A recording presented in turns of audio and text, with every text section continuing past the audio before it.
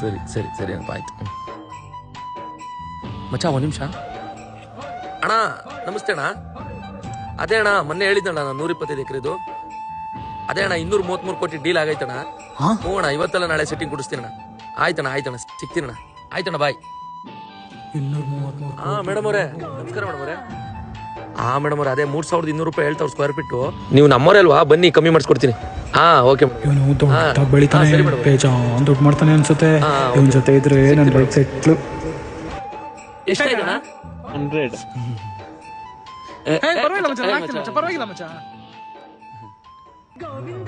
ಆಗಿದೆ ಅಣ್ಣ. ಏ ಮಚ್ಚ, ನಾನೇ ಆಗ್ತಿರ್ಲಿಲ್ಲ ಮಚ್ಚ.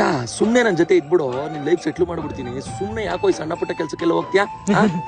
ಸರಿ ಮಚ್ಚ. 1 year later. ಹೆಂಗೋ ಕೆಲ್ಸಕ್ಕೆ ಹೋಗ್ಕೊಂಡು ಆರಾಮಾಗಿದ್ದೆ. ನನ್ನ ಮಗನ್ ಸವಾಸ ಮಾಡ್ಬಿಟ್ಟು ಅದನ್ನ ಪೀಸಿಗಳಿಗೂ ಕಾಸಿಲ್ಲ.